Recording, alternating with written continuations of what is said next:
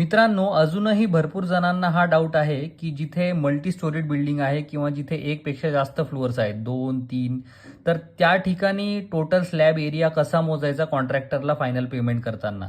तर मित्रांनो, जसे की तुम्ही इथे बघू शकता की तुमचे जितके पण स्लॅब कन्स्ट्रक्ट झालेले आहेत, जसं की या इमेजमध्ये तुम्ही बघू शकता की 3 स्लॅब झालेले आहेत, 1, 2, 3. तर या ठिकाणी तुम्हाला तिन्ही स्लॅबचा एरिया काढावा लागेल लांबी गुणिले रुंदी करून. जसं की ही झाली याची रुंदी आणि ही झाली याची लांबी.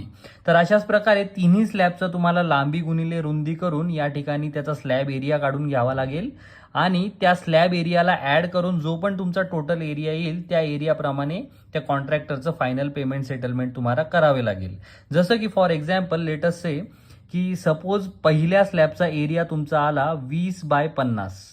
हा एक आपण एक्झाम्पल कन्सिडर करतोय की ही साईड आहे 20 फुटाची आणि ही साईड आहे 50 फुटाची.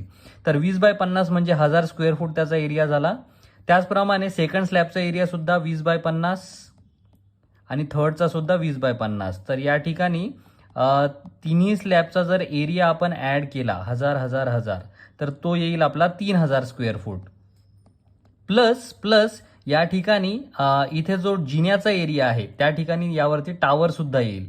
तर त्या टावरचा एरिया जर आपण सध्या कन्सिडर केला 200 स्क्वेअर फूट, तर या ठिकाणी टोटल एरिया तुमचा होईल 3200 स्क्वेअर फूट. तर अशा प्रकारे तुमचा हा टोटल स्लॅब एरिया जो आलेला आहे, सगळे जितके स्लॅब आपले कास्ट झालेले आहेत त्यांचा एरिया मिळून, तर या एरियाप्रमाणे तुम्हाला बेसिकली कॉन्ट्रॅक्टरला पेमेंट करायचे आहे.